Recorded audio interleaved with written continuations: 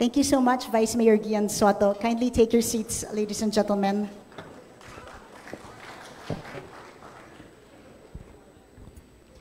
To our national government agencies present here today, we have General Manager Job Bantay of the National Housing Authority. Sir. Yusek Chito Valmusina, Undersecretary for Barangay Affairs. Former Speaker, former Mayor, father of mine, Feliciano Belmonte. And of course, I'd like to greet again my beloved Vice Mayor Gian Soto. Our Majority Floor Leader, the Honorable Dorothy Doray Delarmente. Our Minority Floor Leader, the Honorable Councilor Kate Coseteng. And to the rest of the members of the City Council. To Police Brigadier General Rodrigo Maranan of the QCPD. Florian A. Guerrero of the District Fire Marshal. Jail Superintendent Maria Ignacia C. Monteron. Jail Superintendent Michelle N. Bonto. Quezon City Schools Division Superintendent Dr. Carlene Cedilla. DILG Quezon City Director Mr. Emmanuel Borromeo. COA Quezon City Mr. Joseph Perez.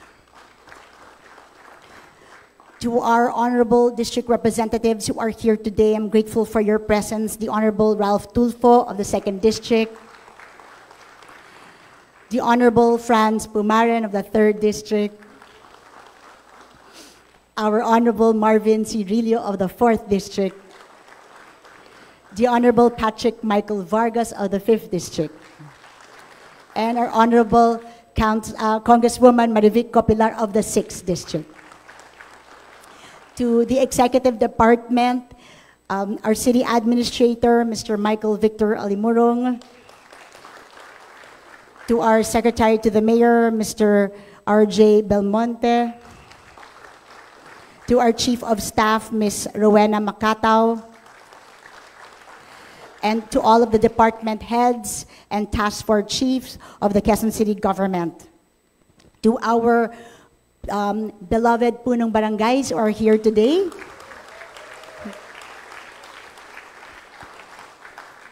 Liga ng mga Barangay Kagawad, COMELEC election officers, religious groups, CSOs, and business groups. Our former councilors are here today as well. Thank you for your presence. And to all of our barangay officials and friends who are watching us online. At higit sa lahat, sa mga mamamayan ng Lungsod Quezon, isang mapagpalang hapon sa ating lahat. With pride and honor, iuulat ko po sa inyo ang ating mga napagtagumpayan mula noong nakaraang taon hanggang ngayon. Kung susumahin ko ang nagawa ng ating lokal na pamahalaan, masasabi ko pong malayo na ang ating narating, ngunit malayo pa ang ating maaring abutin. Hindi lang natin natatanaw ang magandang kinabukasan, ramdam na ito ng ating mga mamamayan. Ang direktang epektong ng mabuting pamamahala o good governance, sinasalamin ng ating local revenue o kita. Sa taong 2018, bago tayo maupo sa pwesto, mahigit 16 billion pesos lamang ang kita ng lokal na pamahalaan mula sa local revenue sources o buwis sa real property, negosyo at iba pang bayarin. Pagkaupo natin, umakyat na ito sa 19.3 billion pesos.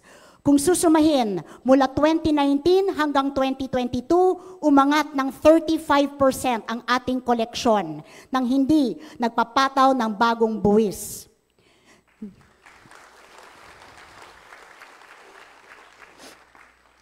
At may nagsarapang 10,000 negosyo ng panahon ng pandemya. Ngayong 2023 naman, Pumalo na ito sa 20.3 billion pesos kahit may nalalabi pang 1.5 buwan. Sa pagtaya ng City Treasurer's Office, lagpas 21 billion pesos ang ating kikitain mula sa local revenue sources ngayong taon. Kitang-kita rin ang pagbabago kung saan natin inilalaan ang ating pondo. Ang 35.1 billion pesos na budget sa General Fund ngayong 2023, kasama ang 1.6 billion pesos na supplemental budget, ang pinakamalaking naaprubahan ng City Council sa kasaysayan ng ating lungsod. Pagdating sa programs at projects, pinakamalaki ang inilaan sa social services na umabot sa 13.4 billion pesos o 38%. Mahigit 5 billion o 15% naman para sa edukasyon at 10% o 3.4 billion pesos ang para sa infrastruktura. From our 14-point agenda of governance, we chose 5 major thrusts to focus on this term: social services for all, economic development, environmental sustainability, quality infrastructure projects, and sustained good governance. Siguro naman po, malinaw sa minamahal nating taumbayan na hindi natin sinayang ang tiwalang ibinigay sa atin ng publiko. Sinuklian po natin ito ng serbisyo na mahusay, matapat at maaasahan. At kahit lumalaki ang ating budget at gastos, nakatanggap pa rin tayo ng clean o unqualified opinion mula sa Commission on Audit para sa taong 2022. This is our third straight unqualified opinion, ang highest audit rating na maaaring ibigay ng COA sa isang lungsod. Nangangahulugan ito na nananatiling mahusay ang pangangasiwan natin sa kaban ng bayan. Kaya naman hindi na nakapagtataka na umabot sa mahigit 10,000 na bagong negosyo ang nagrehistro ngayong 2023. Batid ng mga negosyante kung saan maayos magnegosyo, kung saan hindi sila tatagain ng City Hall. Sa kabuuan, umabot na sa mahigit 68,000 ang rehistradong negosyo sa lungsod ngayong taon, halos kasing dami na ng negosyo bago tayo pinadapa ng pandemya. Paano naging magnet ng investors ang ating lungsod at nakamtan ng lokal na pamahalaan ang tiwala ng Q-Citizens? Una, tayo mismo ang lumapit sa tao dahil ito ang diwa ng serbisyo publiko. 6 ang ating action centers, tig-isa sa bawat distrito. Mula Enero 2022, mahigit 1 milyong Q-Citizens na ang nabigyan nila ng serbisyo, gaya ng financial assistance, gamot, QCID, at maging tulong sa alagang aso at pusa. At hindi lang sila nagpapalamig sa opisina. Sila mismo bumababa sa barangay at nagkakaravan at doon. Nakapagsilbi naman sila na mahigit 400,000 nating kababayan.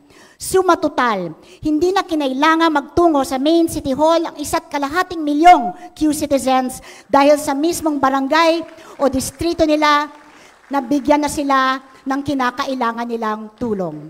Ikalawa, inayos din natin ang sistema sa loob ng City Hall.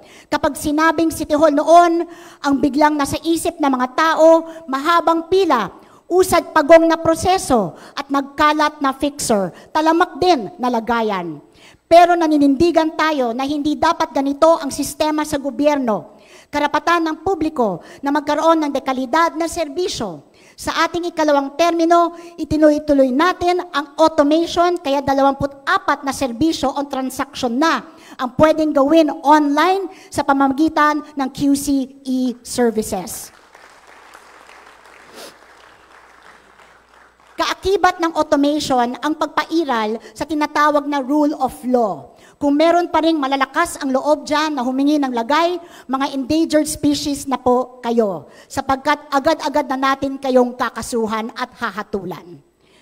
Ilang beses kailangan bumalik-balik sa City Hall na pabago-bago ang hinihinging requirements at ilang linggo o buwan maghihintay bago makakuha ng business permit o mag-renew nito. Throwback na po ang mga karanasan na yan sapagkat hindi na tayo ganito ngayong 2023. Online na lang ang pag-file at pagbabayad ng business permit. Nakukuha na rin ang electronic permit sa pamamagitan ng email at ang physical copy through courier delivery ng walang dagdag na bayad. Ang buong proseso pwedeng matapos sa loob ng kalahating araw nang hindi kinakailangan tumuntong sa City Hall. Ang ating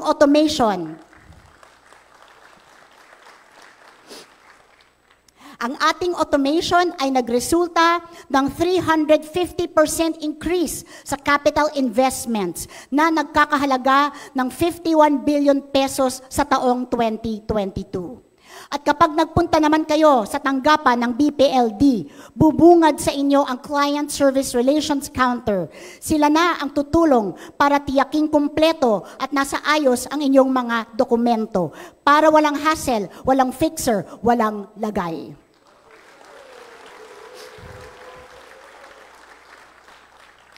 Meron ng 15 satellite offices at 54 upgraded e-service kiosks sa iba't ibang lugar sa lungsod, gaya ng malls, para mapadali ang application ng iba't ibang permit at ang pagbabayad ng buwis. Parami na ng parami ang gumagamit ng ating online tax payment system. Bukod sa BPLD at City Treasurer's Office, online na rin ang pagkuha ng building at iba pang ancillary permit. Ang dating masalimot na proseso ng pag-apply kung saan sinasabing uso ang lagayan o padulas ay nalinis na at pinadali. Dati, 5 araw o higit pa ang application ng permit para sa simpleng project at aabutin ng 20 araw o higit pa kapag complex o highly technical naman ang project. Ngayon, 3 araw na lang ang application para sa simple classification, habang 7 araw kapag complex classification, at matagal na ang 20 araw kapag highly technical ang project classification. Ito ay sa building permit naman. May digital evaluation system na rin, maging sa interior renovations at mobile inspection system. Mula Enero hanggang Oktubre 2023, mahigit 25,000 ang nakakuha ng building and ancillary permits online, lagpas sa bilang noong 2020.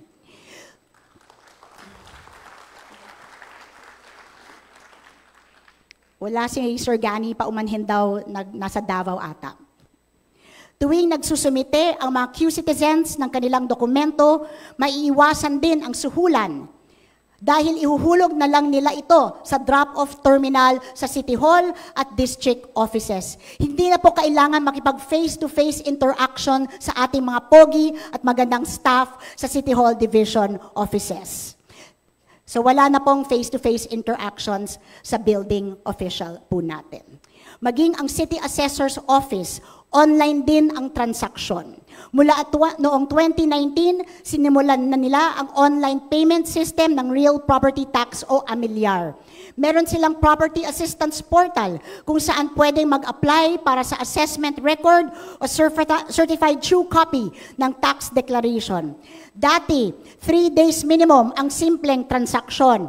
Ngayon, SDR na ito, same-day release. Kumbaga, pwede mag-apply pagkatapos mag-almusal at maaring makuha na pagkatapos mag-merienda. At hindi lang yan, pwede nang ma-check sa Q-Citizen Real Property Viewer ang detalye at halaga ng isang property, kung magkano ang babayarang amilyar at kailan ito huling nabayaran. Tayo lang sa buong Pilipinas ang may ganitong sistema. Hindi po ito only in the Philippines, ngunit only in Quezon City po.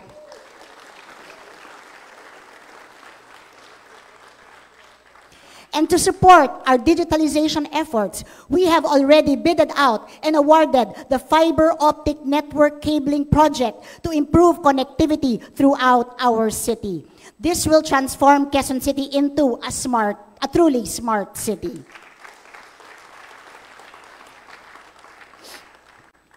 Thankfully, our efforts have not gone unnoticed. Other cities and municipalities are making a beeline to benchmark and hopefully replicate our ease of doing business initiatives. Dahil sa ating innovations, tayo ang pinarangalan ng Philippine Chamber of Commerce and Industry bilang most business-friendly local government unit in the country under the highly urbanized city category para sa taong 2023. Last week, we successfully hosted the country's first ever Future of Work conference, attended by more than 500 business leaders, organizations, and government agencies. We conducted discussions on various urgent topics that our stakeholders need to take into consideration in order to be ready for the future. Future ready, ika nga. Kasama na dito ang pagkakaroon ng inclusive and safe spaces policies, sustainability and resiliency plans, at ang pag-upskill at reskill ng ating workforce upang maging handa sa mga hamon ng bagong panahon katulad ng paggamit ng AI or artificial intelligence. Dahil ginagawa na nating future-ready ang Quezon City, dapat tuloy-tuloy na rin ang pagyakap natin sa mga makabagong teknolohiya upang makasabay tayo sa pagsulang ng global community. Automation is our greatest tool for good governance. Ginagawa nitong posible na matanggal ang katiwalian at palakasan at ginagawang patas ang anumang proseso para sa lahat. This also allows for the fast, accurate, and timely entry of and access to data. Kapag may tamang datos, tama rin ang ating mga magiging programa at walang masasayang na pondo.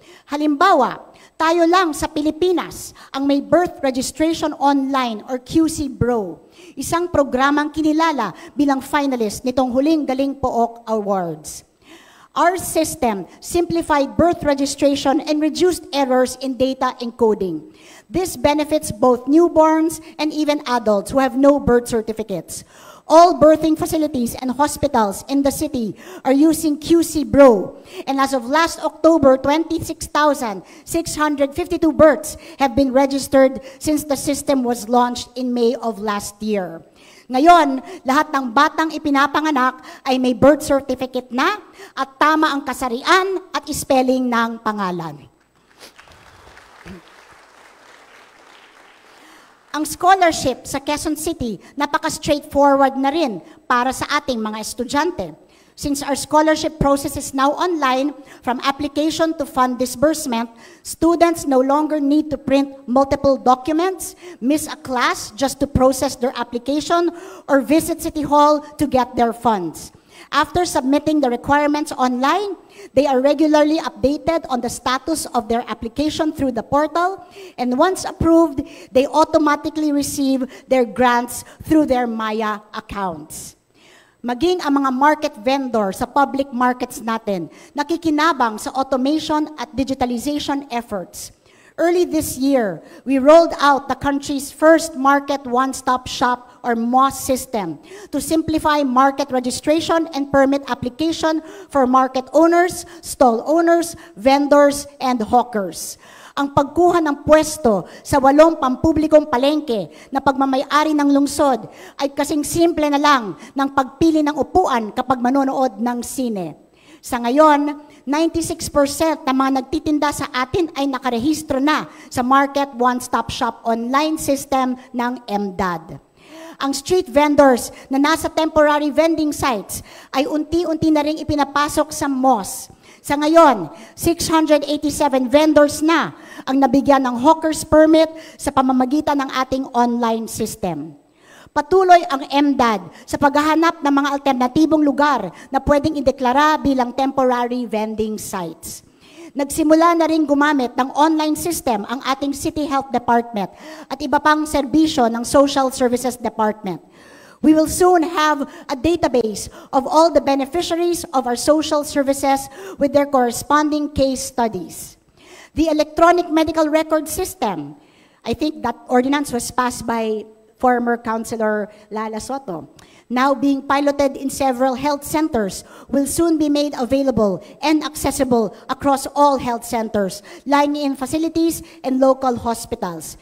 Anong ibig sabihin nito? Kaya kahit saang LGU-run health facility ka magpunta, makikita na agad ang medical records mo at mabilis na matanggap ang serbisyo at gamot na kinakailangan mo. Yan po ang bisa ng applied technology.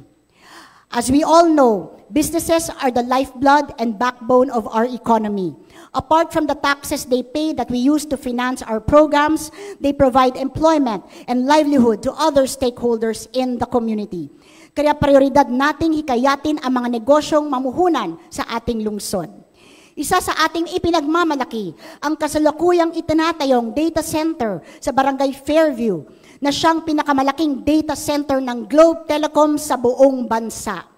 Kapag natapos ito, inaasahang makapagbibigay ito ng libo-libong trabaho sa ating mga Q-citizens at lalago rin ang mga support businesses katulad ng restaurants o boarding houses sa Distrito 5. Bukod sa pagpapaganda ng business environment para sa mga investors, patuloy din dapat ang ating suporta sa mga Q-citizens na gustong maging negosyante. Ngayong 2023 lamang, naglaan ang ating pamahalaan ng 285 million pesos na budget upang makatulong sa mga nano at micro entrepreneurs, pati na rin mga kooperatiba. Mahigit 92,000 ng OFW, solo parents, seniors, PWDs at kabataang Q-citizen na ang nakinabang dito. Kabilang sa mga programa na ito, ang Pangkabuhayang QC, QC Essentials, POP QC, Youth Entrepreneurship Program, Digital Beauty Academy, Fresh Market, Small Income Generating Assistance o SIGA, at tindahan ni Ate Joy. Nakakatuwa sapagkat sa isang survey na isinagawa ng Small Business and Cooperatives Development and Promotions Office o SBCDPO sa mahigit 2,000 benepisyaryo ng Pangkabuhayan QC, 82% sa kanila ang patuloy na nagpapalago ng negosyo.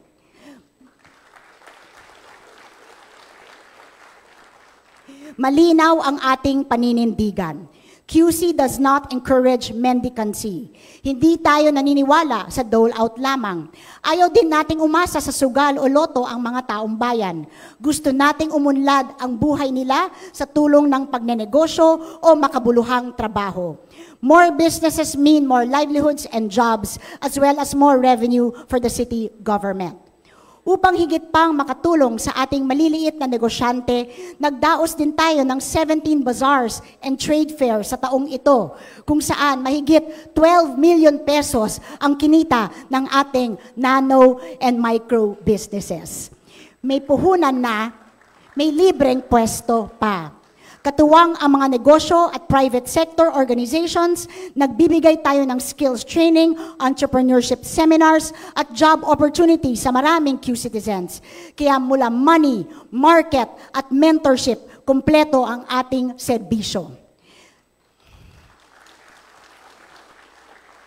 Tech companies like Facebook, Google, and Grab started small. They were startup businesses with innovative and promising ideas that, thanks to investors who believed in them, were able to succeed. Naniniwala tayo na sa tulong natin, kaya din magtagumpay ang mga QC-based startups. Our Startup QC program provides qualified entrepreneurs with equity-free financial grants of up to 1 million pesos. Sa unang cohort, 5 startups ang nabigyan ng suporta. Ongoing naman ang incubation process para sa cohort 2, kabilang ang tech at non-tech enterprises. Apart from capital assistance, we provide coaching and mentoring, linkages to partners and investors, and the promotion of their startups. In the first cohort, we wanted to support and highlight startups with social purpose, yung mga advokasya ng pagtulong sa kapwa. Isa sa mga ito, nabigyan natin ng tulong ay ang startup company na Wika. Layunin nito na makapagbuo ng komunidad na bukas at tatanggap sa lahat, lalo na para sa mga person with disability. Sa tulong ng isang app, tinitiyak ng Wika na ma-enjoy ng mga person with hearing impairment ang panonood ng mga videos, palabas sa TV at pelikula. Sa pamamagitan nito, mas naisusulong natin ang isang inklusibo at mapagkalingang lungsod. Sa usaping trabaho naman, nagsagawa tayo ng 67 job fairs ngayong taon, kung saan mahigit 3,000 ang hired on the spot. Hindi pa kasama rito ang mahigit 2,200 na Q-citizens na on the spot din binigyan ng trabaho sa career caravan ng nalalapit ng magbukas na Soler Resort North. Ngayong taon, umabot din sa 2,555 ang nabigyan ng skills training ng ating SSDD, Quezon City Skills and Livelihood Training Center at Office of the Vice Mayor. Sa mga nagtapos sa training programs ni Vice Mayor Gian Soto, 80% ang nagkaroon ng trabaho.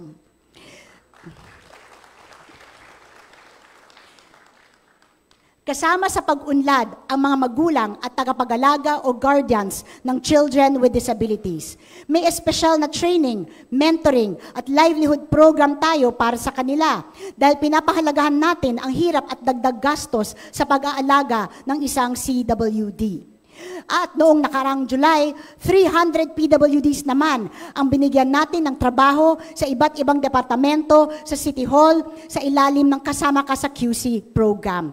Dahil ang ating pong layunin, inklusibong lungsod, lahat po ay ginagawa natin para kasama po talaga lahat sa pag-unlad. Patuloy din ang pag-aalalay natin sa mga Q-citizen na kabilang sa mga pinaka-vulnerable sectors sa ilalim ng Social Welfare Assistance Program.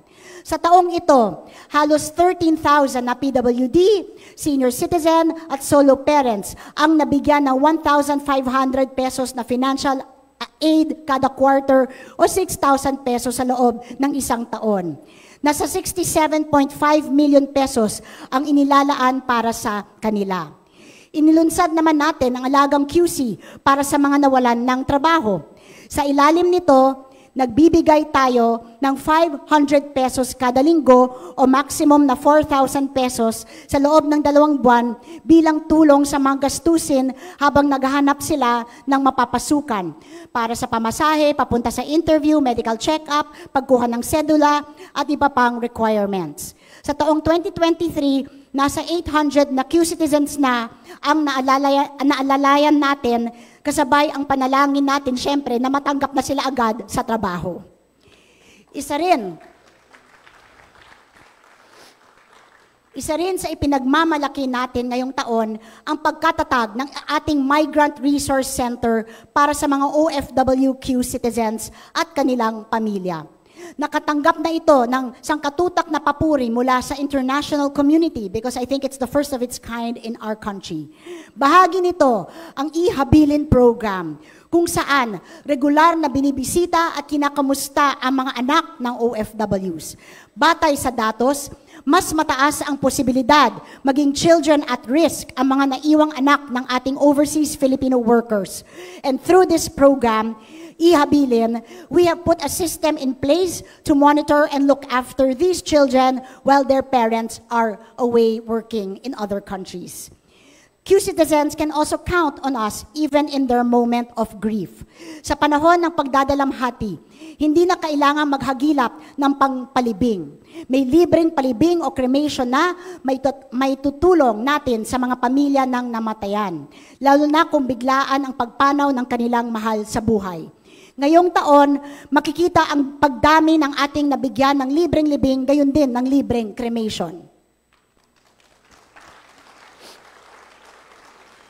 Bukod sa regular na suporta natin sa ating mga mag-aaral at guro, tulad ng tablets, laptops, internet connectivity, school supplies, libreng check-up, allowances at iba pa, puspusan din ang pagtugon natin sa learning crisis.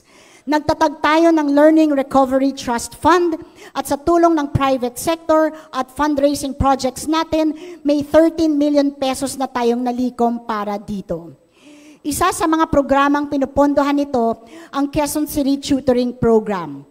Noong pilot implementation, 8 linggo nating tinutukan ang mga mag-aaral sa elementarya sa hirap kumilala ng mga titik at magbasa. Sa pagtatapos ng tutoring sessions, natuto na silang magbasa at nakaiintindi na ng mga simpleng kwento. Nakakabahala talaga na marami pa rin tayo mga mag-aaral. 7,000 ang hindi nakakapagbasa kahit nasa elementarya na sila. Sa ngayon, mahigit 1,100 grade 3 and 4 students mula sa 25 public schools ang kabilang sa tutoring program para sa pagbabasa at mahigit 100 naman sa math tutoring. Sa pagsusulong ng zero illiteracy program sa Quezon City, layon nating matuto ang naiiwan pang 5,000 mahigit na mag-aaral sa susunod na 2024. Hindi lang mga mag-aaral ang natutulungan natin. Dahil sa tutoring program, nakapagbibigay rin tayo ng pagkakakitaan sa 137 volunteer tutors, na ang ilan ay dating OFW at retired professionals gaya ng retired teachers. Bukod sa learning recovery, katuwang din nating ang pribadong sektor gaya ng BPO company na Concentrix sa pag-upskill ng ating senior high school students. Sagot nila ang immersion at work opportunities. Dagdag pa rito, nakikipagtulungan ang Concentrix para makapagsimula ng contact center services track sa QC Public High Schools. Layon nitong mahasa ang kasanayan ng mga estudyante sa nasabing industriya na sinasabing only ang kinakailangang empleyado. Kasama rin sa Learning Recovery Program ang free eye check-up at pamamahagi ng prescription glasses sa mga public school students. Matapos nating malaman na maraming mag-aaral ang hirap sa pag-aaral dahil sa malabong mata. Aabot sa 6,000 ang nabigyan ngayong school year, 2022 to 2023. Kabilang na si Ayesha. Matapos ang eye exam, natuklasang 700 na ang grado ni Ayesha sa kanyang kanang mata. At nabigyan natin siya ng kauna-unahan niyang salamin. At habang lumalaki ang bilang ng mga mag-aaral sa lungsod, inaasikaso naman natin ang pagpapatayo ng mga school buildings. Isa na rito ang 4-story building na may 13 classrooms at isang ICT room sa Betty Go Belmonte Elementary School. Pangarap nating magsilbing sentro ng kaalaman ang gusaling ito ng pangmatagalan, lalo na't ipinangalan ito sa aking nanay. Sulit na sulit ang inilaan nating 724 million pesos para maisaayos at mapaganda ang mga pasilidad ng ating mga pampublikong paaralan. Dahil dito, nakatitiyak tayong posible ang pag-unlad at pagkamit ng mga pangarap ng kabataang Q-citizens. We have simplified the process of scholarship application. From 19 required documents and 15 steps, we reduced it to 5 documents and 5 steps. As a result, we have had an increase of almost 5% from last year's enrollment. And as of August 2023, we have 17,703 scholars, 155 of which are postgraduate students. Nakakatuwa at marami rin tayong katuwang sa pagbibigay ng scholarship sa ating mga indigent students. Kabilang na ang Hyundai Motor Philippines, kung saan nagpirmahan kami ng Memorandum of Agreement na magbibigay sila ng scholarship sa lahat ng gustong mag-automotive studies. Sakop din ng ating kalinga ang mga kabataang Q-citizens sa kolehiyo. As we recognize the need to provide them with an environment conducive to learning, we have completed the construction of a 7-story academic building at the Quezon City University with 30 classrooms, 4 audiovisual rooms, and an entire floor for library services. Ikinarangal din natin ang maging unang local university sa Pilipinas na napabilang sa network ng Innovation and Technology Support Office or ITSO 2.0 ng Intellectual Property Office of the Philippines. Mula nang tayo ay manungkulan, naging prioridad din natin ang pagdaragdag ng mga kursong iniaalok sa QCU para mas maraming mapagpiliang karera ang mga estudyante. Mula sa 5 kurso noong 2018, ngayon 9 college programs na ang maaring pagpilian ng ating mga kabataan sa ating local university. At ang si Ma'am Tere, palapakan natin. At ang nakakatuwa na balita, wala pang 1 taon mula nang napasa kamay natin ang Level 1 accreditation, iginawad na ng Commission on Accreditation for Local Colleges and Universities o ALCUCOA ang Level 2 accreditation nitong Oktubre. para sa entrepreneurship, information technology, electronics engineering, at industrial engineering programs ng QCU. Ibig sabihin nun, kilikilala na ang mga kurso sa ating lokal na pamantasan ay tunay na dekalidad. Tinutukan din natin ang pagsuporta sa Speaker Feliciano Belmonte Center for Continuing Education. Hindi niya alam na meron palang programang ipinangalan sa kanya. Kung saan mas nahahasa ang kalaman at kakayahang mamuno ng ating mga lingkod bayan sa QC, partikular na ang mga barangay officials at personnel. Pinangalan po natin sa kanya sapagkat nung siya ay mayor, siya ang nagsimula na magkaroon ng training program para sa mga barangay officials.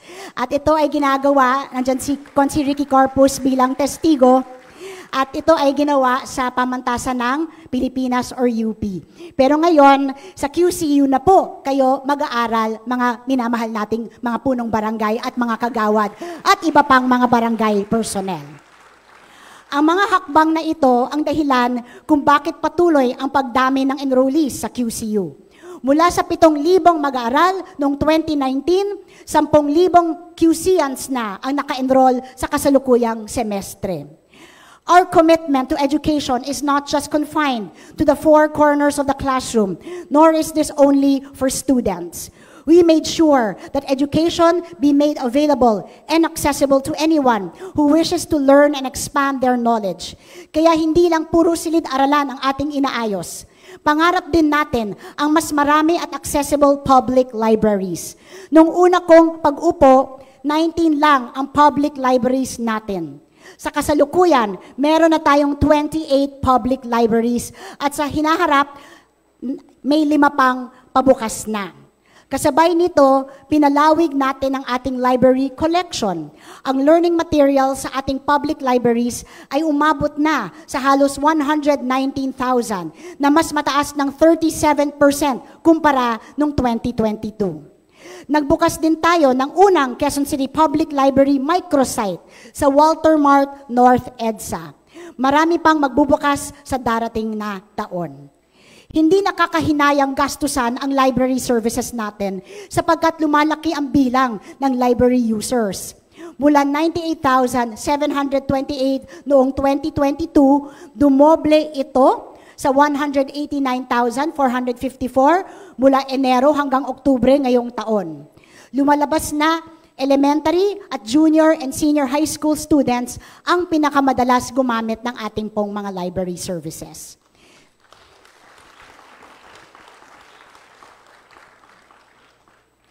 Simulat sa pool, isa sa ating prioridad ang mabigyan ng katiyakan sa paninirahan ng ating Q-citizens. Mula July 2022 hanggang ngayong buwan, umabot na sa 120,962 square meters ang ating nabiling lupa mula sa pribadong sektor at napapakinabangan na ito ng 1,497 beneficiaries mula sa Payatas, Commonwealth, Batasan Hills at Matandang Balara. Nakakaasa na rin ang pagbili or nakakasa na rin ang pagbili natin ng 168,803 square meters na may total beneficiaries na 2,798 sa darating na taon. Para naman ito sa mga taga-barangay Payatas, Commonwealth, Pansol at Pasong Tamo. At sa residential condominium project, meron naman tayong itatayo na kabuang 8,152 na units para sa 2024 sa Sitio Kawayan sa San Agustin, Homemart sa Baysa, Q-Citizen Home sa Novaliches, Adelpha sa Culiat, Sweet Haven sa Payatas, at NIA Development Project sa Pinyahan.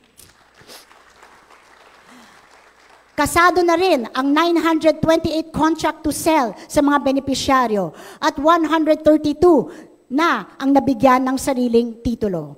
Hindi na sila tatawaging informal settlers, landowners na sila. Hatid din ng ating programang pabahay ang pagpapatayo ng mga low-rise to high-rise buildings na tatawaging Q-Citizen Homes. Ang Q-Citizen Homes Republic Residences, isang 12-story building at 8 5-story buildings ang itinatayo na sa Barangay Holy Spirit na makakatulong sa mahigit 600 na pamilya. Kasama na rito ang ating mga guro sa Quezon City sa pakikipag-ugnayan sa Department of Education. Tayo rin ay may karagdagang mga pabahay sa Barangay Baysa, Balingasa, Payatas, Bagbag at Bagong Silangan.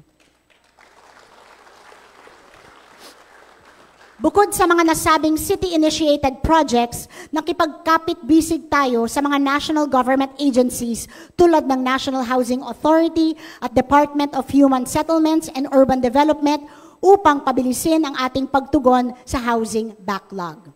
Nais kong ibida ang Batasan Tricycle Operators and Drivers Association o BATODA Development Project kung saan 2 15-story building ang itinatayo na sa IBP Road sa Barangay Batasan Hills para sa 900 na pamilya. Kasama ang mga miyembro ng BATODA at mga nakatira sa National Government Center. Sa kabuuan, mula 2020, meron na tayong 6,852 na tirahang naipamahagi mula sa iba't ibang socialized housing programs tulad ng direct sale, contract to sell, rental housing, deed of absolute sale, at relocation and resettlement program. So sa usapin ng healthcare, ilulunsad na sa Disyembre ang Klinika Eastwood, isang specialized clinic at medical service na bukas ayon sa working hours ng ating call center workers. Buong taon din ang milk letting activity sa lungsod dahil batid natin ang kahalagahan ng breast milk para sa infants at risk. Ang ating Human Milk Bank na itinatag noong 2015 ay nakilala na bilang isa sa mga Galing Pook finalists noong 2021. Simula January hanggang October 2023, meron na tayong 3,031 milk donors na mahigit 487,000 milliliters ang na-produce para sa halos 400 babies at risk. If we total our numbers since we started, we have saved or improved the lives of 3,794 babies at risk with our precious breast milk.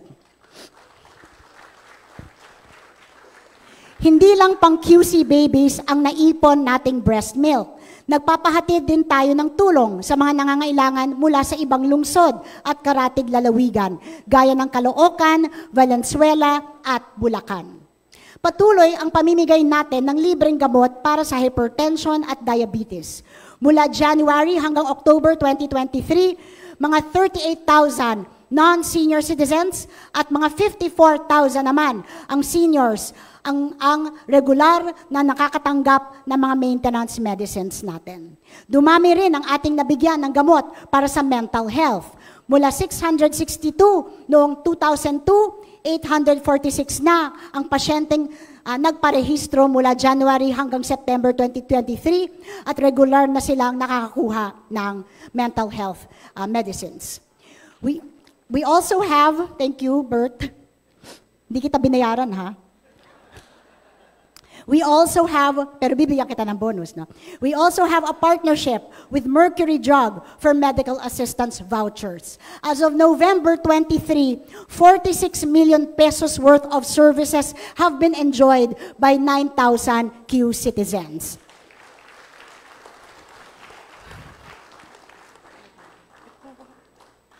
Bilang pag-alalay naman natin sa persons with disability, ipinasa ng ating Sangguniang Panlunsod ang Assistive Devices Ordinance. Ngayong taon upang makapagbigay tayo ng dagdag tulong sa ating PWDs. Mula sa mahigit na 300 wheelchairs, canes, crutches at hearing aids noong 2022, ngayong 2023, umabot na sa mahigit 2,000 PWDs ang nabigyan natin ng assistive devices, kabilang na ang e-braille at prescription glasses.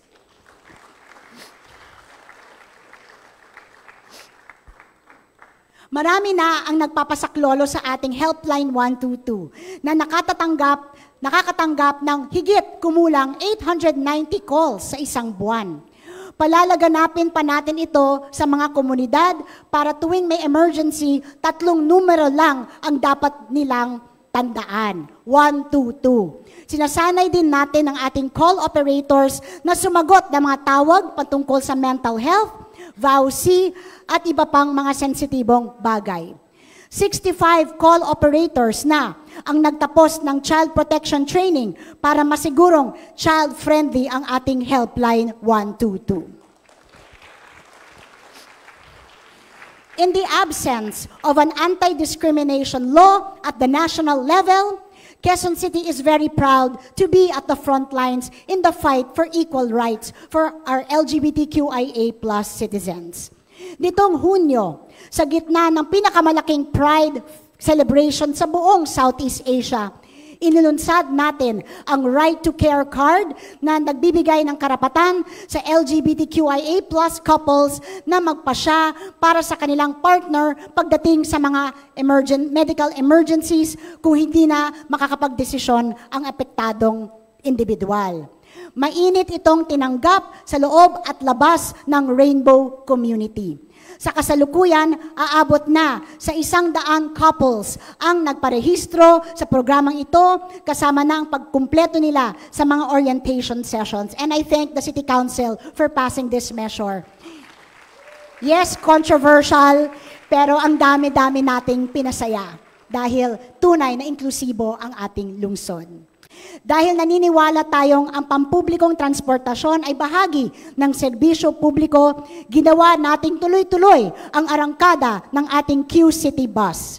Simula 2020, 19.7 million na ang nakinabang sa ating libreng, ligtas at maginhawang biyahe.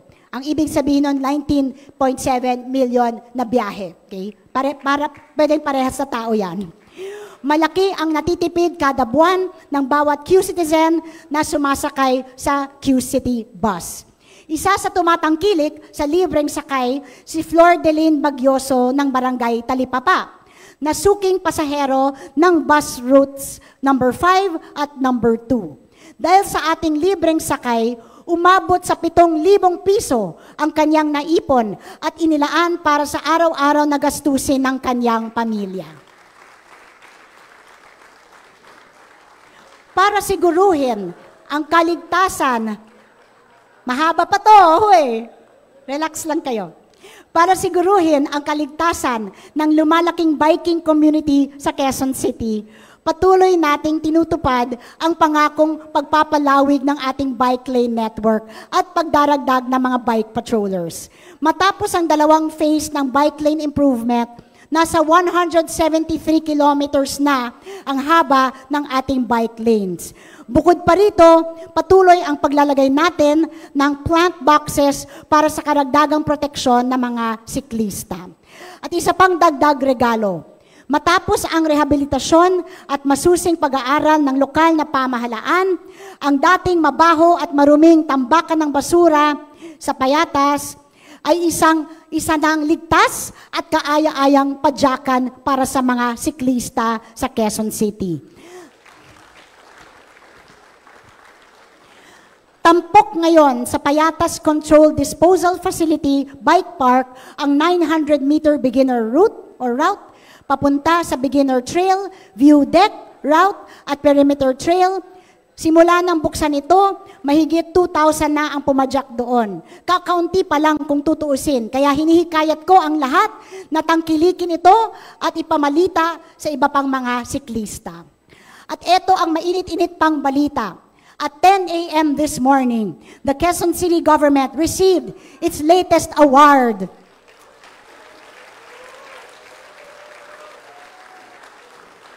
First place as the most bicycle-friendly city in the Philippines at the 2023 Mobility Awards. And I thank General Elmo San Diego for accepting the award in behalf of the people of Quezon City. Simula January 2020 hanggang October 2023, mahigit 23 billion pesos ang inilaan ng ating pamahalaan para sa 1,062 na proyekto. Sa 1,062 proyekto, 901 na ang natapos at nagagamit ng Q-Citizens. 214 ang nakumpleto ngayong taon. Kasama na ang school buildings, parks, housing, health centers, at hospital-related facilities, roads, police at fire stations, at drainage systems. Ang natitirang 161 na ongoing projects ay inaasahang matatapos sa kanilang target schedule. Simula January ngayong taon hanggang sa kasalukuyan ay nakakumpleto tayo ng 1.1 kilometers ng retaining wall at slope protection, 49,000 cubic meters naman ang naisaayos nating drainage system at 103 kilometers of road ang ating napagawa. Hindi masyadong nababalitaan ang mga proyektong natatapos natin sapagkat pinili naming itigil na ang mga ribbon cutting na yan upang hindi na mawalan pa ng oras itong ating mga barangay officials at hindi na maantala ang operasyon ng aming iba't ibang tanggapan. Ang mahalaga, nandyan yan, nagagamit agad ang mga pasilidad. Tulad na lang ng bagong silangan evacuation center natin. Ito ang ikalawang evacuation center sa lungsod. Nagsilbi itong silungan ng 937 na pamilya noong bagyong Egay at Falcon. Meron itong maayos na public restrooms, laundry at drying areas at rainwater harvesting systems. Isa pa sa malalaking proyekto na natapos natin ang Baysa Columbarium na binubuo ng 3,276 units na indoor and outdoor vaults, park at simbahan. Layunin nito na magsilbing alternatibo bilang lagakan ng mga labi ng ating yumaong mahal sa buhay. Dati,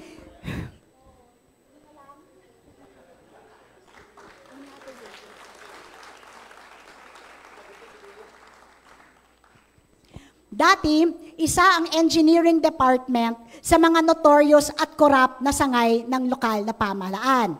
Dahil, nandiyan ka ba, Engineer Dale? Inamin niya, siya nagsulat nito actually. Dahil sa kasaysayan nito ng pagbili ng mga overpriced ngunit substandard na materyales, pakikipagkasundo sa mga kaibigang kontraktor o pagiging mga kontraktor din. Ngayon, kasangganan natin ang engineering department sa pagsasabuhay ng good governance. Thank you. Sa pamamagitan ng makabagong city engineering project monitoring system, naputol ang red tape sa kanilang hanay dahil bantay sarado ang lahat ng transaksyon mula pagpaplano, pagkontrol sa gastos hanggang sa pagtatapos ng proyekto. Naiiwasan na ang katiwalian, natitiyak pa nating makatwiran ang nailaan nating pondo at dekalidad ang proyekto. Hindi mahuhulog ang mga dingding at ang bubong. Dinedevelop na rin ang Comprehensive Infrastructure Project Management System at Road and Drainage Repair System o QC Road Fix Program. Hangad natin na maging mas ligtas at maayos ang lungsod. Hindi lamang para sa mga residente, kundi para sa lahat ng nasa Quezon City. Sa ilalim ng Project Aurora, 1,332 CCTV cameras na ang nailagay sa 650 locations ng lungsod. Makikita ang mga ito sa mga pangunahing daan at lansangan, palengke, tulay at mga barangay. Kapag may krimen at naitawag agad sa Helpline 122, asahan natin ang pagresponde ng mga pulis sa loob ng 3 minuto. 927 calls for police assistance ang pumasok sa Helpline 122 mula Enero at lahat natugunan agad-agad.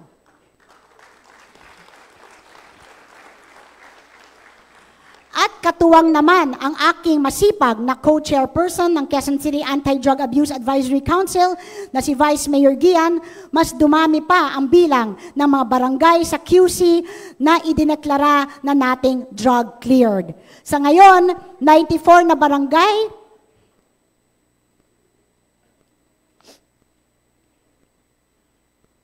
Itong mga automated, kalit automated, no? Mapalpak pa rin. Sa ngayon, 94 na barangay na ang matagumpay nating inilayo sa impluensya ng ipinagbabawal na gamot. Taas nga ng kamay ng mga barangays na drug cleared. Yay! Mabuhay kayo. Congratulations to you. You are our inspiration. Thank you so much. Dumako naman tayo sa disaster response. Malapit-lapit na. Tuwing may malakas na bagyo o walang humpay na ulan na may banta ng pagbaha, higit kumulang 10,000 individual ang kailangan natin ilikas kasama na ang mga nasa creek, ilalim ng mga tulay at iba pa. In the past, we had to depend on national government advisories before we could act on natural disasters. Now, I Rise Up, our 2023 Galing Pook awardee, has empowered the city government and its communities with an innovative tool to elevate local disaster risk reduction efforts. With I Rise Up, we are able to gather data from both traditional and digital tools to monitor floods, rainfall, and even anticipate earthquakes and other hazards.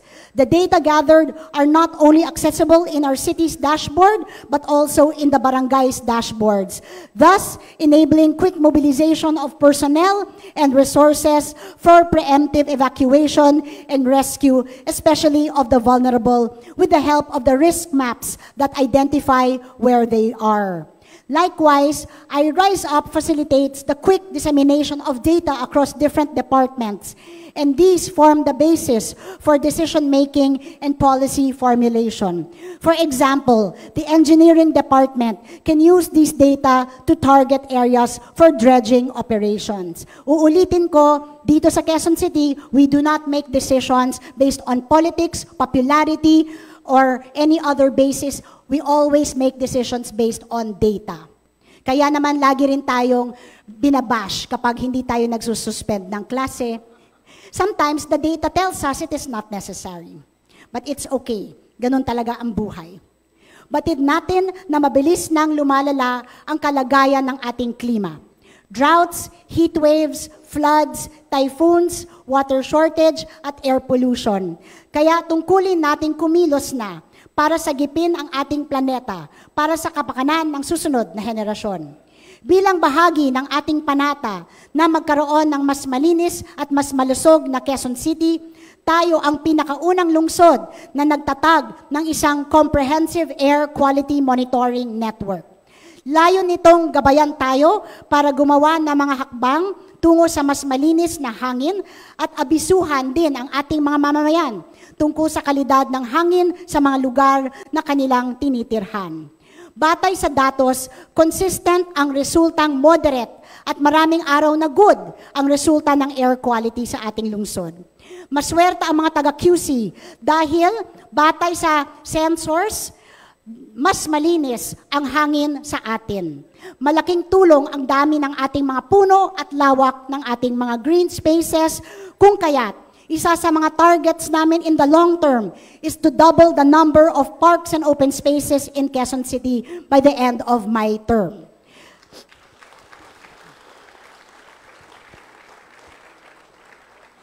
A sustainable city advocates a circular economy where nothing goes to waste. Sa tulong ng United Nations Development Program at gobyerno ng Japan, nabigyan tayo ng karagdagang 25 biodigester systems na nasa ating mga barangay. Bukod sa 6 na kasalukuyang nasa public markets at urban farms, upang gawing soil conditioner at biogas ang nabubulok na basura gaya ng tirang pagkain. Sa halip na itapon ang organic waste sa landfill, maaring mapakinabangan pa ito sa iba't ibang paraan. Halimbawa, maaring gamitin ang biogas sa pagluluto at maaring namang gamitin bilang pataba sa urban farms ang soil conditioner na nanggagaling sa organic waste. Ang Pilipinas ang nangungunang ocean plastic polluter. Nagtatapon ang bansa ng 350,000 tons of plastic waste kada taon, katumbas ng 36% ng kabuang ocean plastic pollution ng mundo. Hindi katakataka sapagkat tinatayang 164 million sachets ang ginagamit sa ating bansa araw-araw. Hindi nakaka-proud ang maging number 1 plastic polluter sa mundo. Kaya bilang tugon, naglunsad tayo ng mga programa para mabawasan ang pagkalat ng single-use plastic sa lungsod. Thank you to the City Council also for supporting this advocacy, especially to Majority Floor Leader Doray Delarmente, who was the original activist for the elimination of plastic waste. Katuwang ang Greenpeace at Ripple X, inlunsad natin ang Kuha sa Tingi program para maaari nang makapag-refill ang mga residente ng dishwashing liquid, fabric conditioner, liquid detergent, at multipurpose cleaner gamit ang sarili nilang lalagyan upang makaiwas na sa sachet. Naging pilot ang 30 sari-sari store sa ating lungsod. Dahil sa matagumpay na rollout ng programang ito, 6,000 tindahan na ang gagawin nating refilling hubs sa susunod na taon. At gusto ko lang pala magpasalamat kay Kapitan Jojo Abad ng Barangay Batasan Hills.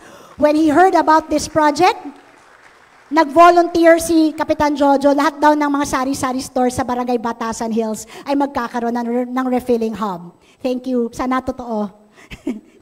At masaya akong ipagbigay alam na sa loob lang ng 2 buwan pilot study, mahigit 47,600 na sachets ang naiwasang magamit at maitapon sa mga estero at dump site. Nakatipid ang consumer, lumaki ang kita ng seller at panalo ang kalikasan.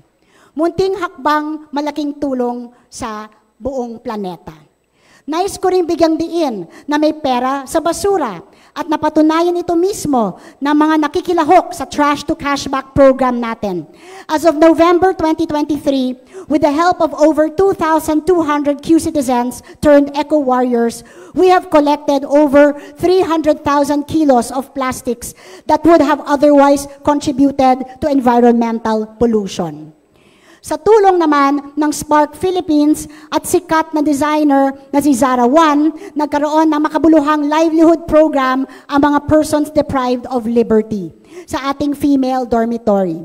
Matapos ang 2022 elections, 70 na tonelada ng tarpaulin materials ang na-upcycle at ginawang mga tote bags na mabilis maubos ng ibenta sa mga malls. Ngayon, may fresh supply na naman sila ng tarpaulins galing sa kakatapos lang na barangay elections. Maraming salamat mga punong barangay at mga kagawad sa inyong mga tarpaulins. At ginagamit na namin ito at gumagawa na ng mga bagong bags ang ating mga PDLs. At maliban dyan, gumagawa din sila ng mga bag na binibenta sa mga magagarang bazaar sa Makati na gawa sa plastic beads mula naman sa mga recycled na bote ng soft drinks. Para sa sustainable livelihood at responsableng paggamit ng mga urban open spaces para sa food security, meron tayong Grow QC at Joy of Urban Farming Initiative. Sa kasalukuyan, may 754 urban gardens na sa ating lungsod na nakapagbigay ng pangkabuhayan o dagdag kita sa 18,850 urban farmers.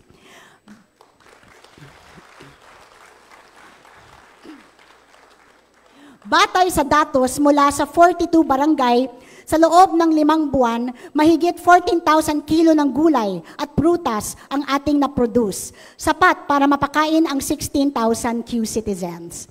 Through our Grow QC Kadiwa food markets, fresh food from local urban and rural farms are brought closer to our communities, HOAs, parishes, schools, and even feeding programs of our barangays. 656,000 kilos traded is equivalent to more than 3 million meals served, benefiting more than 500,000 Q citizens. Itinuturing nating mga models of best practice in food security ang mga nationally awarded barangays. So itong 3 barangay nakakuha ng National Award for Food Security, Barangay Holy Spirit, Barangay Bagong Silangan, at Barangay Talipapa. Pero para sa atin, lahat ng mga barangay na sumali sa programa nating Barangay Kontra Gutom 2.0, panalong-panalo. Taas nga ang kamay na lahat ng barangay na sumali at sumuporta sa food security program. Thank you. You have my heartfelt gratitude. Thank you so much. At magsha-shoutout din lang ako sa Barangays Batasan Hills, Greater Lagro, Immaculate Conception, Manga, Philam at Talipapa for being number 1 in your respective districts. Kung nandito ang mga kapitan ng mga barangay na aking nabanggit, kindly stand up. In fact, sa lahat ng mga kapitan na sumusuporta sa ating food security program, kindly stand up.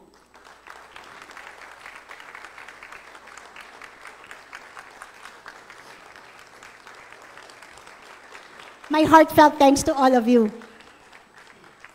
And this program would not be a success without all of you cooperating with the city government. Please accept my heartfelt gratitude.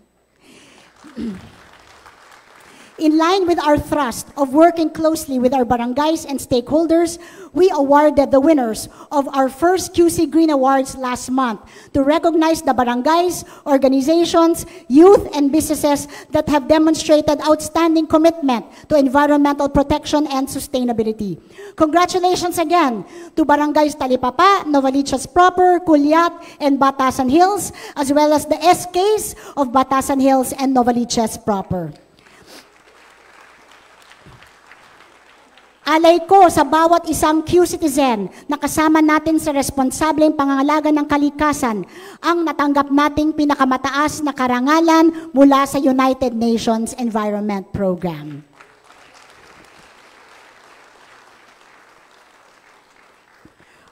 Ito bago ko ipagpatuloy ang aking talumpati, isa pang mainit-init na balita galing dito. Now lang to, now. Ginawaran ng Development Academy of the Philippines ang Business Permits and Licensing Department at Department of Building Official ng Government Best Practice Recognition para sa kanilang automation programs, ang QC Delivers Automated Document Delivery System at QC Build Easy. Congratulations, Ms. Marge and Sir Gani. Bawat isa sa inyo, sa loob at labas ng session hall, ay nag-ambag para makamit natin ang sari-saring parangal sa taong ito.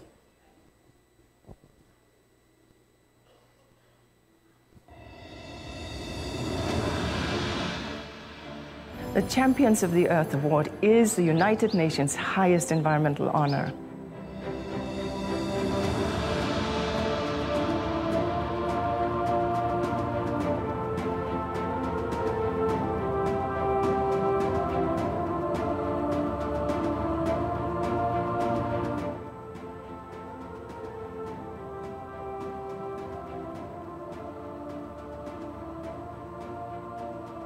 Quezon City, Metro Manila, congratulations!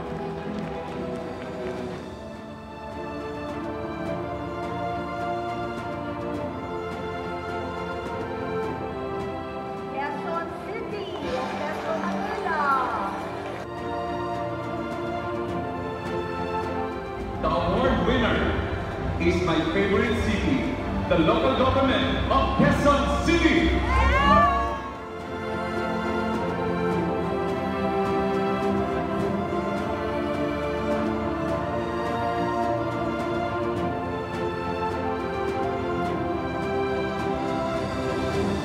Sa Quezon City, bawat sentimo ng buwis ibinabalik sa tao sa pamamagitan ng dekalidad na serbisyo.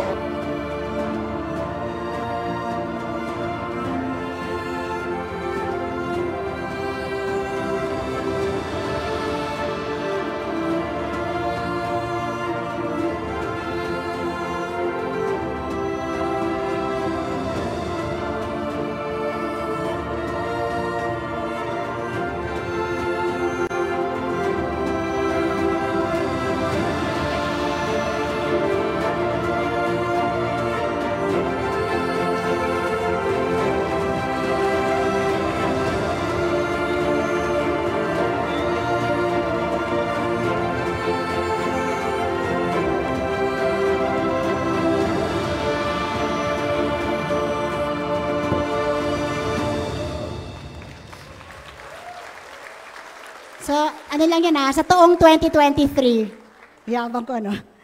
Ang tanong, magre-relax na ba tayo dahil humakot na tayo ng dose-dosenang parangal? Ano? Sa lakas, hindi naman malakas ang inyong tugon eh. Mali naman tong script. Lakasan na lang Sa lakas ng inyong mga boses, umaasa ako na patuloy ninyo akong sasamahan sa pagharap sa mga mabibigat na hamon.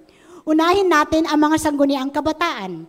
Maraming mabibigat na issue na dapat ninyong tugunan, gaya ng droga, OSAIC, learning crisis, climate change, mental health, at pati sports development. Pero tandaan, iba ang development sa paliga lang ha, sa amin nasangka. Yan, sports development, not paliga. Sa mga barangay leaders naman, madidismaya ang lokal na pamahalaan kung hindi kayo kikilos. Kayo ang ating first responder, mata at tenga sa komunidad. Ang hamon ko sa inyo, mas paigtingin pa ang pagbabantay lalo na sa mga pasaway sa inyong nasasakupan. Dalasan ninyo ang inyong pag-ikot at mag-inspeksyon kung lahat, negosyo man o individual, ay sumusunod sa mga batas at patakaran. Hinihimok ko rin kayong suportahan ang ating mga programa at hikayatin ang inyong mga kabarangay na sumali o tangkilikin ang Kuha sa Tingi, Trash to Cashback, Urban Farms at iba pang proyekto.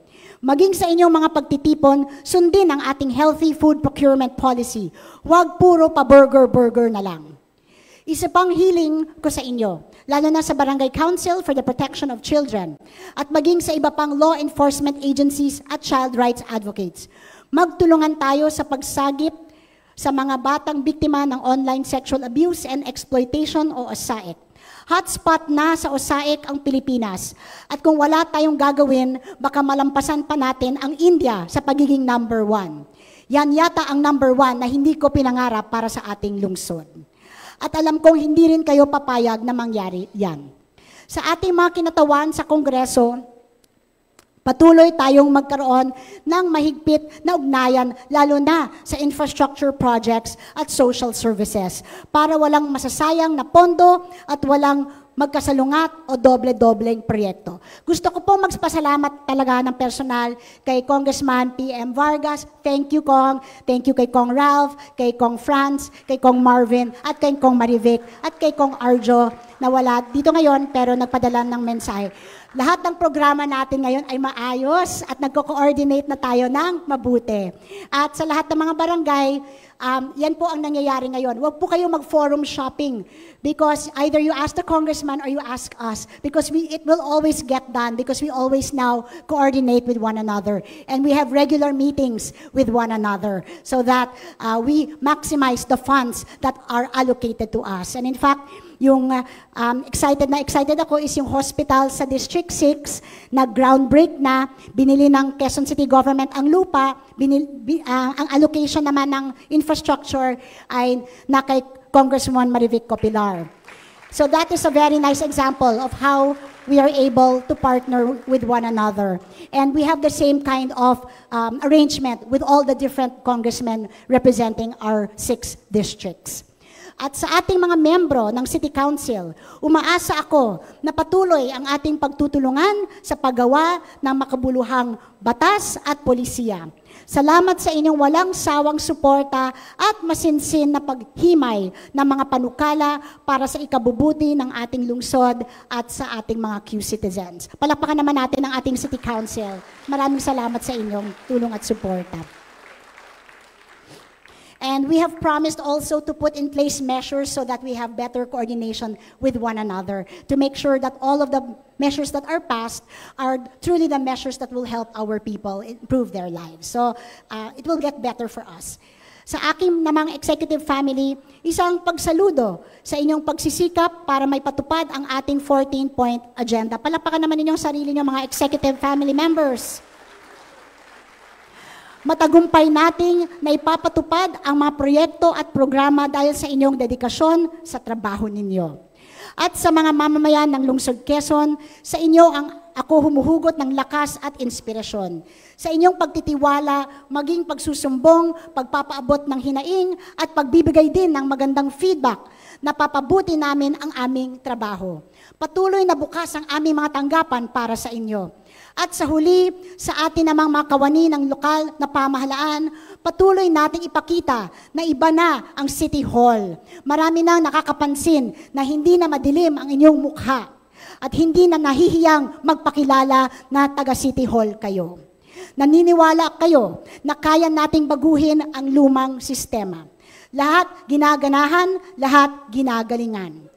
Kaya hinihiling ko ngayon sa lahat ng empleyado ng City Hall na nakikinig sa akin, permanente, contractual, consultant man o job order sa loob man o labas ng City Hall, marahang tapikin ang balikat ng inyong mga kasamang empleyado at sabihin sa kanila, job well done.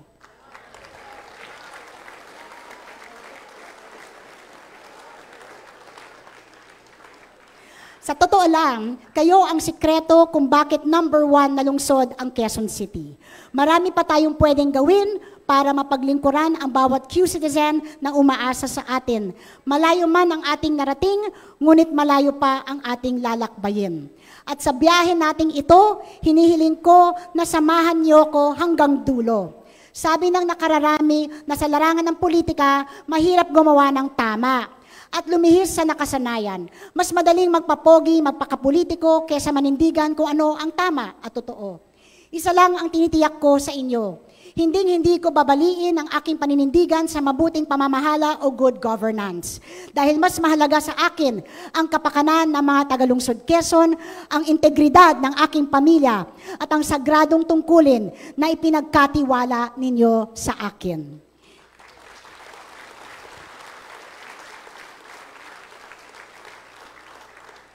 Hindi ako matatakot o mapapagod dahil kayo ay nasa tabi ko.